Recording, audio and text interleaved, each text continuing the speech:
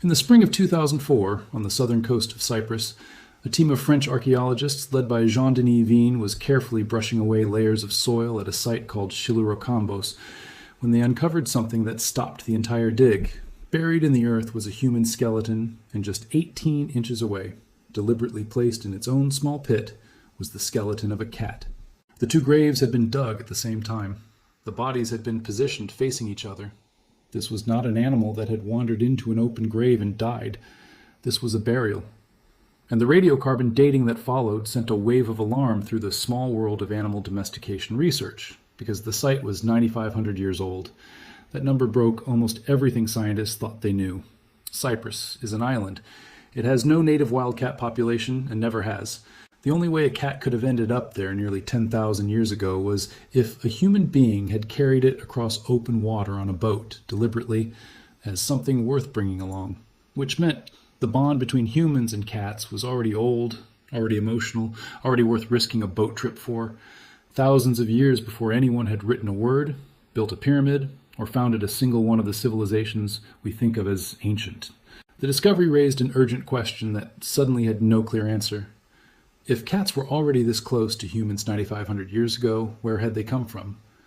Which wild species was sitting in front of that Cypriot toolmaker millennia earlier, deciding it would rather stay close to people than run?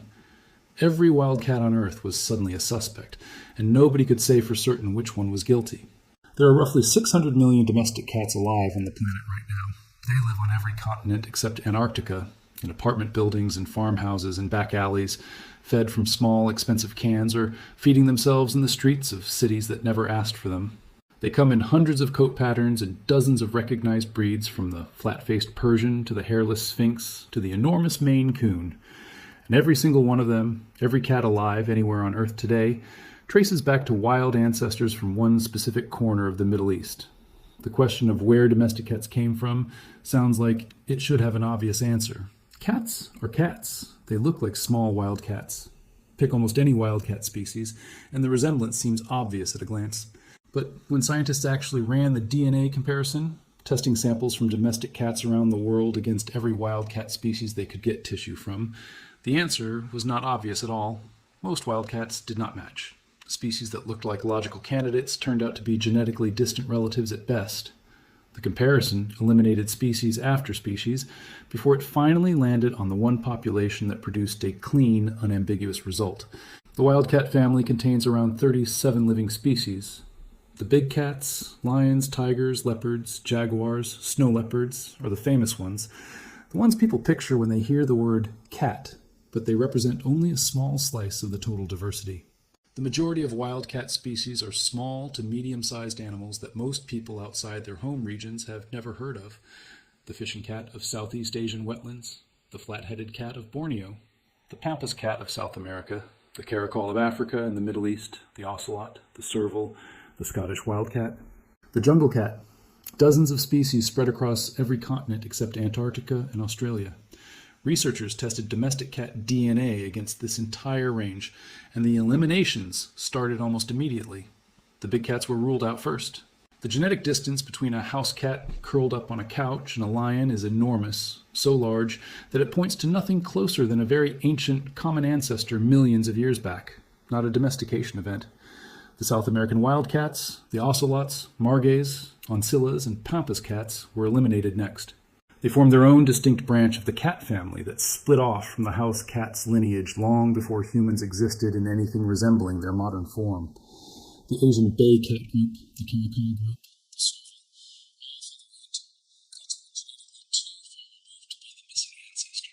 some of the eliminations were genuinely surprising, and one in particular unsettled researchers who thought they already knew the answer. The jungle cat, a medium-sized species found across South and Southeast Asia, had long been floated as a possible ancestor, partly because of its historical presence at ancient Egyptian sites. When the genetic data came back, the jungle cat was too distant. It was not the source. Ancient DNA extracted from cat remains at Egyptian archaeological sites confirmed the point with brutal clarity. The cats living alongside the Egyptians were not jungle cats. They were Near Eastern wildcats. The jungle cat had been present in Egypt, and Egyptians almost certainly did tame individual jungle cats from time to time, but the house cat, as a species, did not descend from them. candidate from the suspect list. The Scottish wildcat presented its own complication.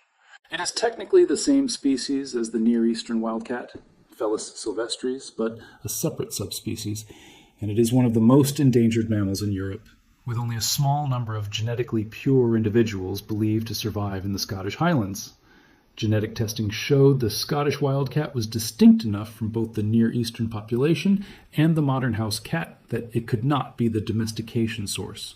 It had been geographically and genetically isolated for too long. To make matters more tangled, researchers also found that many surviving Scottish wildcats carry substantial domestic cat DNA, the legacy of generations of interbreeding with farm and feral cats. A discovery that has complicated conservation efforts trying to protect what little pure wildcat population remains. What the comparison was hunting for was not a loose resemblance or a general family relationship. It needed a wild population whose DNA matched domestic cats so closely that the two could credibly be read as ancestor and direct descendant. That kind of match requires an extremely recent split, an ancestor that would have been walking the same landscape as early humans, whose descendants ended up living in human houses within a relatively short evolutionary window. The match, when it finally appeared, was the Near Eastern wildcat, Felis silvestris lybica, a small, sandy-colored cat that still lives today across North Africa, the Arabian Peninsula, and the Middle East. When researchers compared genomes from Near Eastern wildcats across the region, stretching from what is now Turkey through Syria and Iraq into the Iranian plateau, the genetic signature of domestic cats worldwide lined up almost perfectly with that specific population. Not the African wildcat further south in sub-Saharan Africa, though it is a close relative. Not the European wildcat of Scotland and the Pyrenees, separated from the domestic lineage for too long to match. Not the Chinese mountain cat, which some scientists had floated as a possible secondary ancestor for Asian house cats. They were cultivating wheat and barley, domesticating sheep and goats and cattle, building the first permanent villages the world had ever seen. For the first time in human history, people were storing large quantities of grain in one location for extended stretches of time. Grain stores attract mice. Mice attract wildcats. They ate more consistently. Their kittens survived at higher rates. Generation after generation, the cats living near human settlements grew slightly less wary, slightly more tolerant of human presence, slightly better at reading human behavior for cues about safety and food. The Near Eastern wildcat is, by nature, a skilled and patient hunter. A village of 200 people storing grain might attract several hundred mice. Several hundred mice concentrated in one small area is a hunting environment that simply does not exist anywhere in the natural world. The cats that stumbled onto it had found something their species had never encountered before, and there was no reason to walk away from it. Researchers reconstructing this history were careful to point out that the process bore almost no resemblance to traditional domestication. Traditional domestication involves people deliberately selecting individual animals for specific traits and breeding them on purpose, generation after generation, to reshape them. Dogs were bred from wolves through a long process in which humans chose the most useful, most cooperative individuals to breed forward. Horses, cattle, pigs, and sheep all went through centuries of deliberate human-driven selection that physically and behaviorally reshaped them. Cats went through none of that. Nobody chose which wildcats would breed. Nobody was selecting for tameness the way a shepherd selects for wool, or a farmer selects for docility and cunning.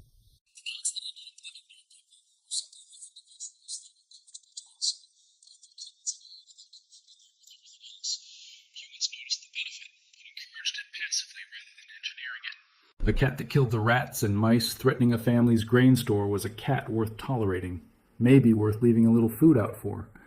People started doing exactly that. Ats moved closer. Nobody made a top-down decision to domesticate cats the way early herders made a decision to start breeding wolves into working dogs. It happened gradually, and it was driven far more by the cat's own choices than by human intervention. Of all the major domesticated animals on Earth, the cat may be the only one that essentially domesticated itself. The DNA preserved a startlingly precise record of this founding event. When researchers analyzed mitochondrial DNA, the genetic material passed down almost unchanged from mother to offspring, they found that all domestic cats currently alive worldwide descend from a strikingly small number of founding females. 555 individual wildcats living in the Fertile Crescent region, roughly 10,000 years ago, whose descendants spread across the entire planet over the following 10 millennia. 5 maternal lineages and 600 million cats sitting on the other end of that line today. The math is almost impossible to sit with comfortably. Every cat that has ever purred on a human lap, every cat that has ever knocked a glass off a table just to watch it fall, every cat that has ever been photographed squeezed into a cardboard box far too small for it, traces its maternal line back to one of 5 wild female cats that lived near early farming settlements in the Middle East 10,000 years ago. That 5 lineage signature is detectable in cat populations everywhere on the planet today. Cats in Japan, cats in Brazil, cats in Nigeria, cats in Norway, all carry genomes tracing back to those 5 Near Eastern founders. The signal has been blurred somewhat by thousands of years of cats interbreeding with each other as populations mixed, moved, and occasionally crossed paths with surviving local wildcats. In parts of Europe, some domestic cats carry a small trace of European wildcat DNA from occasional mating between feral domestic cats and their wild cousins. In parts of Africa, some domestic cats carry a trace of African wildcat ancestry. But in every documented case, these are minor genetic contributions, layered on top of a genome that remains fundamentally and overwhelmingly Near Eastern in origin. One of the most striking findings from the genetic comparison is that the founding event happened only once. Every domestic cat on Earth today, no matter where it currently lives, carries the genetic fingerprint of that single domestication event in the Fertile Crescent. If cats had truly been domesticated a second time somewhere else on the planet, that population would carry a distinct genetic baseline of its own. And no such second baseline has ever turned up anywhere in the modern domestic cat population, despite years of researchers looking for exactly that kind of evidence. The spread out of that founding population happened in at least 2 distinct waves.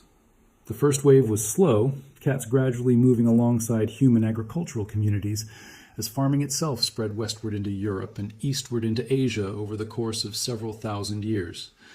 The second wave moved much faster, and it was driven by ships. Sailors discovered early on that cats were extraordinarily useful cargo, keeping rodent populations under control in ship holds packed with grain, rope, and food supplies for long voyages. Cats went essentially everywhere ships went.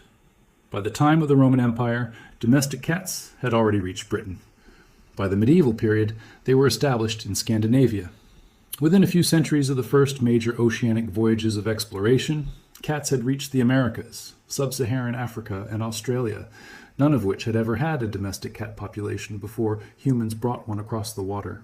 Ancient Egypt occupies a very specific role in this story, and the DNA evidence has clarified exactly what that role was, and just as importantly, what it was not. Egypt did not domesticate the cat. The genetic timeline makes that clear. By the time Egyptian civilization was taking shape, cats had already been living alongside farming communities in the Fertile Crescent for thousands of years. What Egypt did was amplify an existing relationship into something the ancient world had never seen before. Egyptians elevated cats to a cultural and religious status with no real parallel anywhere else in antiquity. Cats were associated with the goddess Bastet, and killing one, even by accident, could be treated as a serious crime. Millions of cats were mummified as religious offerings, and archaeologists have excavated entire cat cemeteries in Egypt, containing hundreds of thousands of preserved animals. The cultural elevation had a real genetic consequence. Egyptian cats were traded, gifted, and transported widely across the ancient Mediterranean world as valuable, sacred animals. When researchers compared ancient cat DNA recovered from archaeological sites across Europe and North Africa, they identified a distinct Egyptian genetic signature spreading westward through the ancient world starting around 1500 BCE, a second faster wave of dispersal, layered directly on top of the earlier, slower agricultural spread. The global cat population alive today carries the genetic imprint of both waves at once. It also turned up something unexpected in cats recovered from Viking sites in northern Europe, evidence that seafaring populations were carrying cats with Egyptian genetic markers as far as the Baltic more than 1,000 years ago, before anyone assumed that lineage had traveled so far.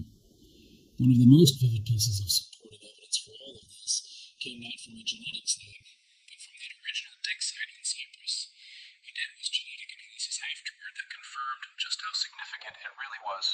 The cat buried at Chiluracambos in 2004 was tested and found to be a Near Eastern wildcat, entirely consistent with the Fertile Crescent origin the genome studies would later pin down. It was not yet a fully domestic cat in the modern genetic sense, The specific genetic markers associated with full domestication had not yet accumulated to the degree seen in cats today. But it was undeniably a cat that had been living closely enough with people that someone chose to carry it across open water and then bury it beside a human body with obvious care. What those domestication-linked genetic changes actually look like turned out to be one of the more surprising results to come out of the comparison. The house cat genome is strikingly similar to its Near Eastern wildcat ancestor. Most of the domestic cat's DNA is essentially unchanged from the wild original. The physical differences between a modern house cat and a Near Eastern wildcat are genuinely minor. Some variation in coat color, slight differences in size, subtle shifts in skull shape. Nothing remotely close to the dramatic physical transformation separating a Great Dane from a wolf or a domestic pig from a wild boar. The genetic changes that did accumulate in cats were concentrated in a few specific areas. Genes tied to fear response and aggression show clear modification, meaning the domestic cat is measurably less reactive to unfamiliar stimuli than its wild ancestor and more inclined to approach rather than immediately flee. Genes tied to the brain's reward system also changed, and domestic cats show stronger neurological responses to social reward, meaning interaction with humans actually triggers positive signals in a house cat's brain in a way it would not in a wild one. Genes related to memory shifted as well, in ways that may help domestic cats form and retain associations between specific human behaviors and specific outcomes, like the sound of a can opener predicting food. The physical genome barely moved in 10,000 years. The behavioral genome shifted just enough to make coexistence with humans not only possible. The comparison also turned up something that surprised the researchers about modern cat breeds. 10,000 years of living alongside humans, plus roughly a century of formal intensive breed development, still has not moved the cat genome very far from where it started. The physical breed differences in coat color, body shape, and head structure sit on top of a genome that is, underneath all of that, essentially the same animal that walked cautiously into a Neolithic grain store 10,000 years ago. That is very likely why cats retain so much of their wild behavior even after millennia indoors. A cat that has spent 10 straight years living in a house will still stalk and pounce on anything that moves, still mark and defend territory, still communicate largely through the same signals a wildcat uses in the scrubland, and would still be fully capable of surviving independently if it suddenly had to. Feral cat populations have established themselves wherever domestic cats have been released or have escaped, from the Australian outback to the Galapagos Islands to the Scottish Highlands, and these cats do not need to relearn how to be wild, because the wildness was never actually removed in the first place. It was simply managed and softened for as long as a human relationship made that worthwhile. The global feral cat situation illustrates this with almost unsettling clarity. When domestic cats escape into the wild, or are abandoned there, they do not struggle to adapt. They hunt immediately. They establish territories within weeks. They breed at a rapid pace. Within a generation or two, feral cats behave in ways essentially indistinguishable from true wildcats. Australian animals evolved for millions of years without any native felid predator at all, and feral cats have since devastated populations of native birds, reptiles, and small mammals, in some cases pushing species to the brink of extinction. The cats did not become an ecological crisis, because they transformed into something new and dangerous. The cat changed almost not at all, because essentially no one was doing the selecting. The cats that ended up living in human homes selected themselves, choosing the environment that suited them best and carrying nearly their entire wild genome into it fully intact. There is something genuinely worth sitting with in the conclusion of all this research. Scientists went into the comparison expecting to eventually find a clear ancestor, and they did find one. But the precision of the answer was not something anyone had fully anticipated going in. Not simply the Near Eastern wildcat as a broad regional category, but one specific population, from one specific geography, at one specific moment in time. The DNA functioned almost like a timestamp buried inside every living cat. It recorded not just which animal was the ancestor, but roughly when the relationship began, how many individuals founded the entire modern population, and how their descendants fanned out from that single point across the following 10,000 years. That is an extraordinary amount of history encoded quietly in the genome of every ordinary tabby, asleep on every ordinary couch on Earth right now. One wild cat species, one narrow region, One moment in history when grain stores, rodent swarms, and one particular small sandy-colored predator all ended up in the same place at the same time.